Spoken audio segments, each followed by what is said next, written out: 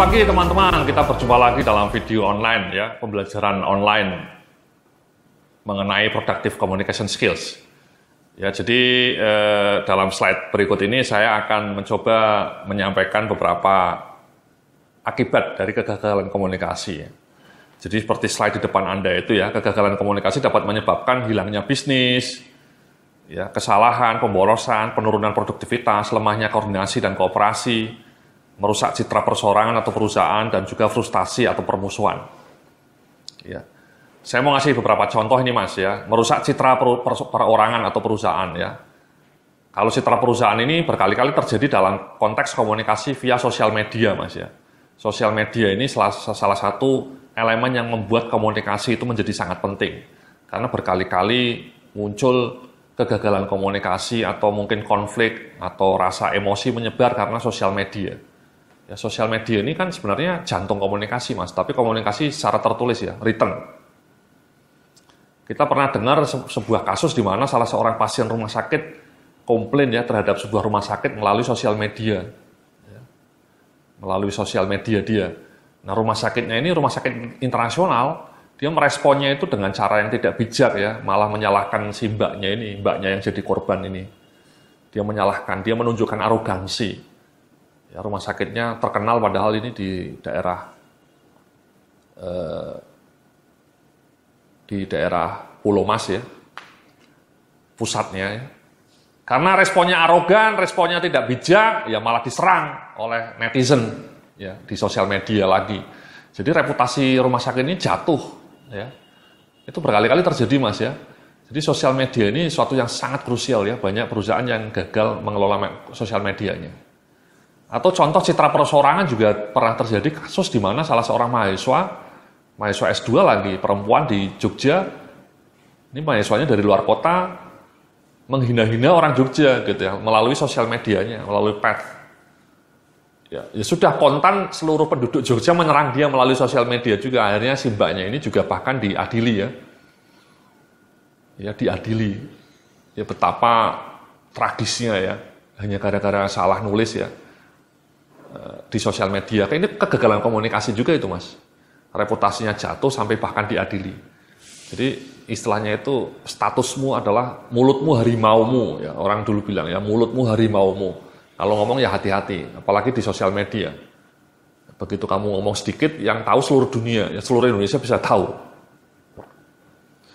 Itu frustasi juga permusuhan ya tadi ya. Banyak frustasi permusuhan muncul karena sosial media, kesalahan komunikasi dalam sosial media. Kegagalan komunikasi juga dapat menyebabkan ya di slide berikutnya bisa Anda lihat ya ketidakpuasan terhadap orang lain, penurunan semangat juang, hilangnya semangat kelompok, tingginya pergantian karyawan, konflik dan perbedaan pendapat, jatuhnya kepercayaan diri dan harga diri, hilangnya persahabatan. Ya jatuhnya kepercayaan dan harga diri ini berkali-kali terjadi kalau Anda punya atasan yang tidak wise ya. Beberapa kali saya menyaksikan atasan yang menghina anak buahnya di depan umum gitu ya. Itu luar biasa itu dampaknya ya. Anda harga dirinya bisa kolaps ya, karena Anda dijelek-jelekkan oleh atasan Anda di muka umum, di dalam meeting misalnya. Ya. Anda sakit hati, kemudian Anda bisa resign. Dan kemudian teman-teman Anda juga akan hilang semangat kelompoknya karena atasan Anda ngawur.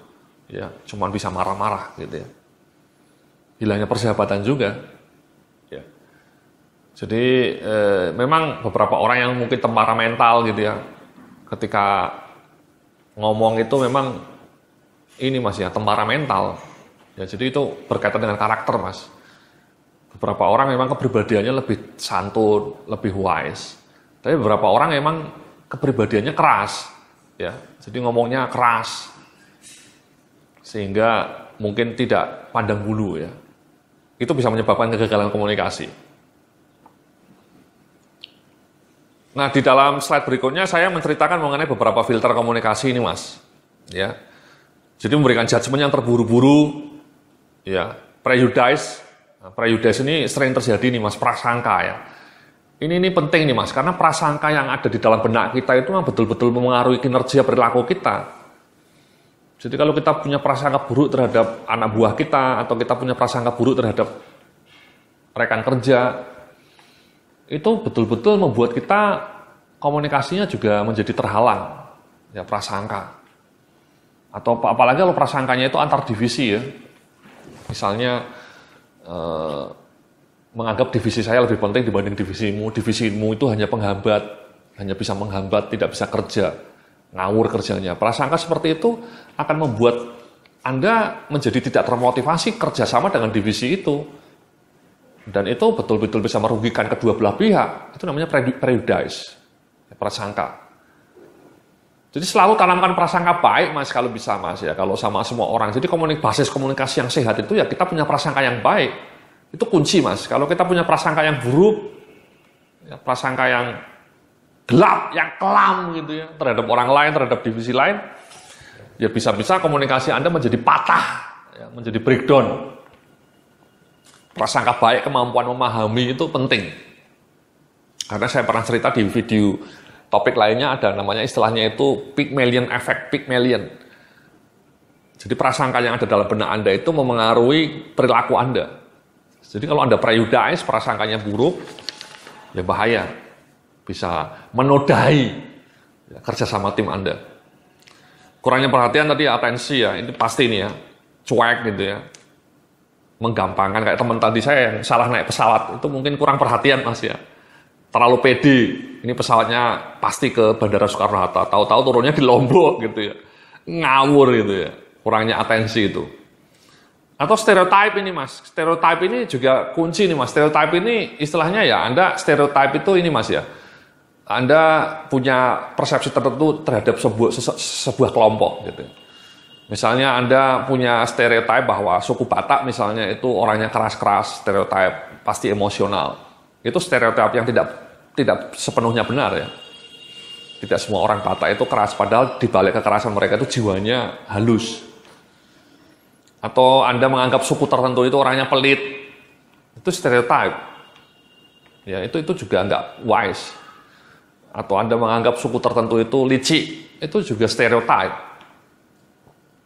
Sama, Mas, dengan prasangka prejudice tadi, stereotip itu membuat Anda punya tembok penghalang untuk membangun komunikasi yang sehat, komunikasi yang saling menghargai, yang saling merespek.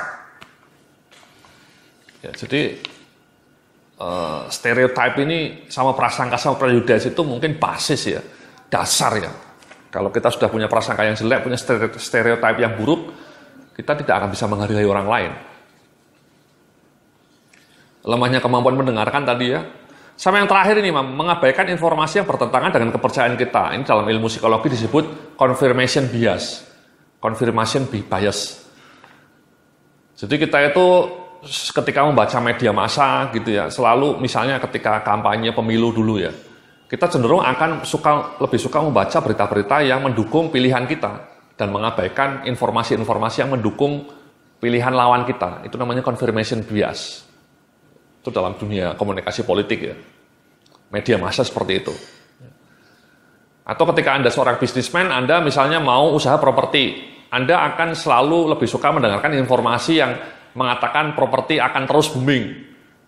Ketika ada informasi yang lebih kritis bahwa properti ini akan bubble, Anda abaikan itu. Itu namanya confirmation bias. Sama seperti Kodak dulu ya. Kodak dulu bikin kamera analog. Mungkin sudah banyak informasi yang mengatakan analog akan mati. Masa depan ada di era digital, tapi mungkin Kodaknya terjebak confirmation bias.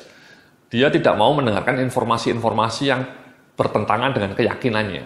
Jadi diabaikan itu, the future of digital era. Diabaikan. Ya akhirnya mati, Mas. Ya. Jadi confirmation bias ini bahaya juga. Makanya kita sering istilah disebutnya devil advocate. Ya. Jadi kalau bisa Anda dalam kantor itu ada salah seorang yang selalu kritis, devil advocate ya. Mencoba berperan seolah-olah untuk menggedor keyakinan Anda supaya komunikasinya menjadi lebih pas. Jangan hanya yes man, jangan hanya menerima karyawan yang yes man atau ABS asal Bapak senang. Itu namanya confirmation bias. Dan itu bisa menimbulkan petaka. Mungkin Kodak seperti itu, Mas ya. Mungkin VP-VP-nya, manajer-manajernya selalu bilang sama direksi, tenang Pak. Digital itu nggak akan laku. Kita tetap akan menang. Ya, ngomongnya kayak gitu terus. Menolak kenyataan, Mas. Ya. lari dari kenyataan, escape from reality. Itu namanya confirmation bias. Dan itu bisa membuat komunikasi kita menjadi termehek-mehek dan terkaing-kaing. Oke? Terima kasih, kita akan lanjutkan dalam video berikutnya.